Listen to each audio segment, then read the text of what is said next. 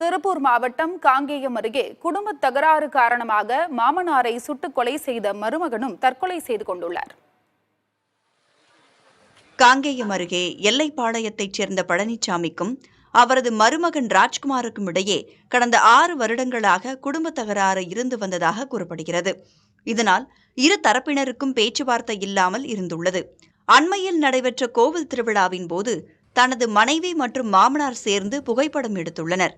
இதனால் மனைவியை தன்னிடமிருந்து பிரிக்க பார்ப்பதாக கூறி ஆத்திரமடைந்த ராஜ்குமார் துப்பாக்கியுடன் மாமனார் வீட்டிற்கு சென்றுள்ளார்.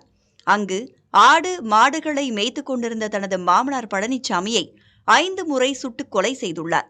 பின்னர் தனது வீட்டிற்கு சென்ற அவர் மாமனாரை கொன்றுவிட்டேன் என கூறிக்கொண்டு தன்னைத்தானே நெத்தியில் சுட்டுக் கொன்றுள்ளார். படுகாயமடைந்த ராஜ்குமாரை மீட்டு மருத்துவமனையில் அனுமதித்தனர். ஆனால் அவர் இறந்துவிட்டதாக மருத்துவர்கள் தெரிவித்துள்ளனர்.